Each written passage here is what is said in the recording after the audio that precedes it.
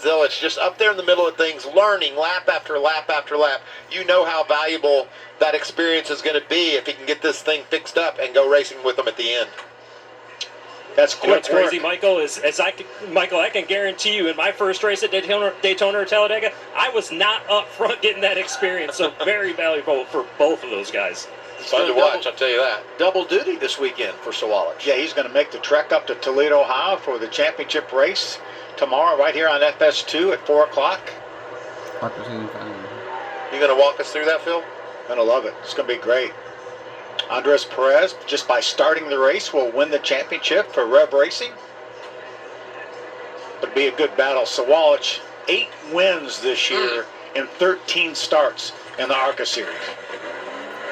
He and Zilich have just been incredible when they race in the ARCA Series this year. Yeah,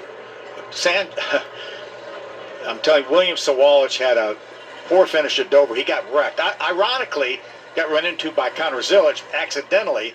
That's his only finish this year, I think, in 13 races outside the top 3. Wow.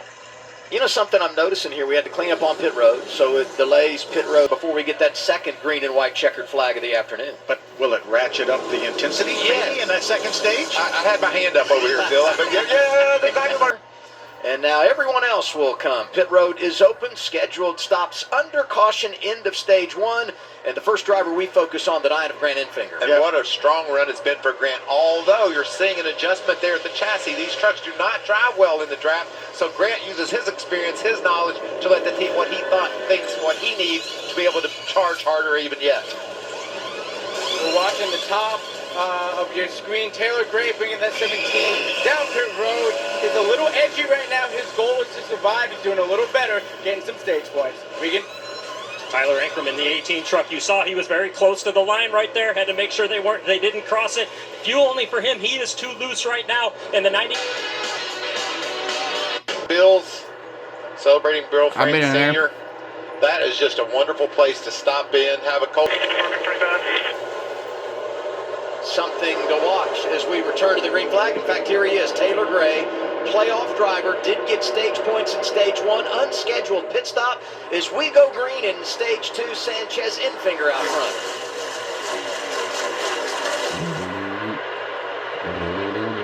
Just don't need to make a mistake if you're Gray. You want to make sure you don't speed, make things worse. We saw that earlier. Sanchez almost got turned.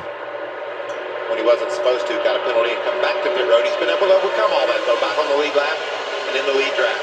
A nice push from Majeski to Nick the back of Sanchez. Dancing around everywhere. Great Enfinger again on the bottom. Zilich continuing to do a nice job. Third truck in line on the outside, that second truck. You know what, Phil? I want my young guy to run on the bottom, see what that feels like. Get up on top, run out there, see how your truck handles. Because you're going to need to be able to use both those lanes if you're going to have a chance to go win this race. 5 playoff drivers inside the top 10. Wallace Allen inside the top 5 in that 33 truck, doing a nice job here at Talladega. Now 6 playoff drivers, top 10. 7 in the top 12. How about the 17, Mamba? The 17 of Taylor Gray just came down after doing a great job in that first stage, getting some stage points. The team found a puncture in the left front tire. We got Goodyear engineers looking it over as well. So tough break for a group that was doing such a great job. It ain't over though, Mamba. He can still get back in the action. Look at that 3 wide, that outside lane forming. We've seen over the years, Phil, that outside lane work, get there eventually, but you just got to have the right circumstances. Stuart Friesen up there trying to drag him along. One of those trucks right now that's in the second lane would be considered the middle lane. May jump up there in front of Stuart Friesen. If he has a little bit of momentum, as we see the 91 of Ryan Reed hooked up with Friesen, they may get a little more help on the outside if they can make up a little more ground.